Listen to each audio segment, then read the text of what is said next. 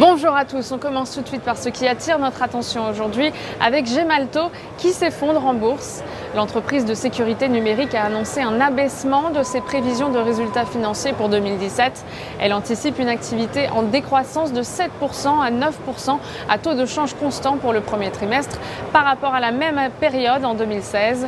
Cette annonce a été durement sanctionnée par les investisseurs et d'après le groupe, cette prévision est surtout due à une faible performance du groupe dans ses activités de paiement aux États-Unis, un paiement qui devrait générer un chiffre d'affaires inférieur d'environ 100 millions d'euros par rapport aux attentes initiales de Gemalto.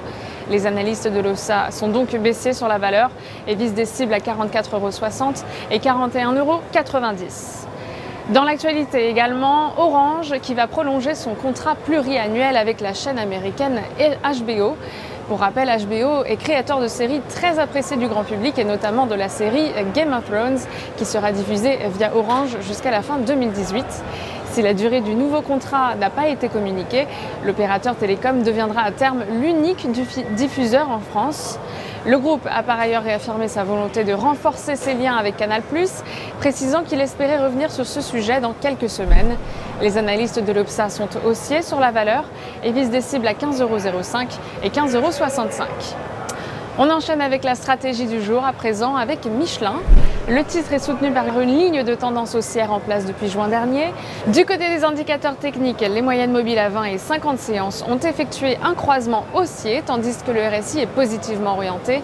La formation d'une nouvelle jambe de hausse est ainsi attendue en direction des 115 € et des 119 €. Pour appliquer cette stratégie, nous vous conseillons l'achat du Varancol D910T émis par Unicredit, de prix d'exercice à 110 € et de date de maturité située au 13 septembre 2017. Coup de projecteur aujourd'hui sur l'indice allemand DAX 30. L'indice reste supporté par sa moyenne mobile à 50 séances ascendantes, même si une poursuite de la correction n'est pas exclue à court terme. Tant que le niveau des 11 690 points n'est pas enfoncé, le biais reste haussier en direction des 12 240 points et des 12 390 points. À cet effet, nous vous conseillons l'achat du certificat leverage DAX DXL5T émis par Unicredit, de maturité au 26 octobre 2018 et d'effet de levier 5. Ainsi, une variation de 1% de l'indice DAX 30 se traduira par une variation haussière ou baissière de 5% du produit. En direct depuis la bourse de New York, c'est Stéphanie Texier pour Trading Central. À très bientôt.